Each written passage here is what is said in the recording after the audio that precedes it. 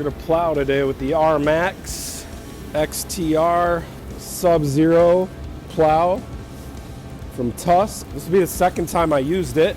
This rubber, I don't know, splash guard or whatever.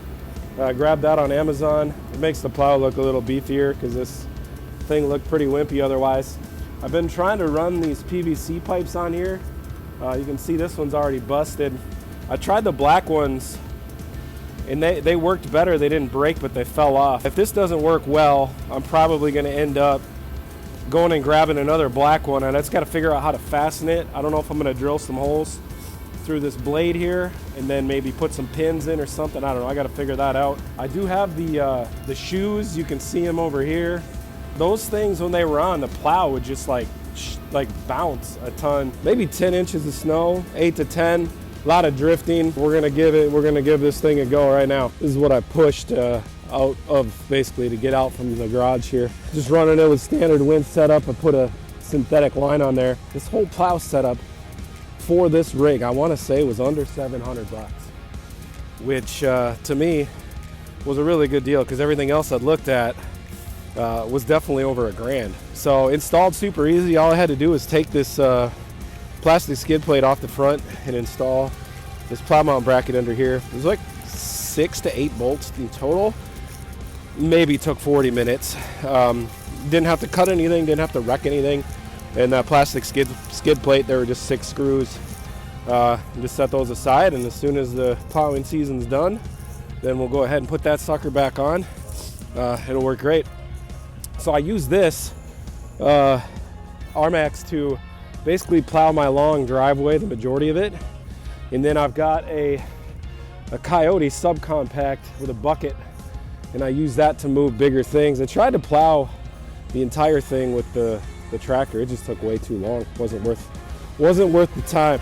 Kind of see though, it's doing a pretty good job.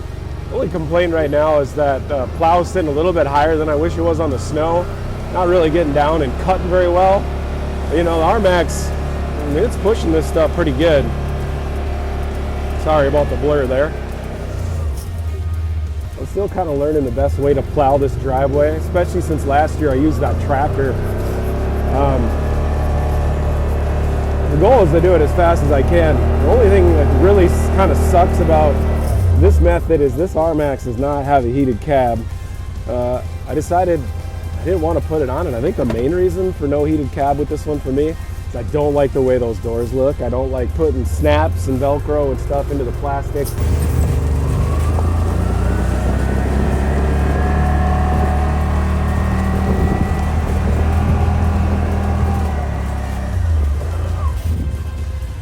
You can see what we got done.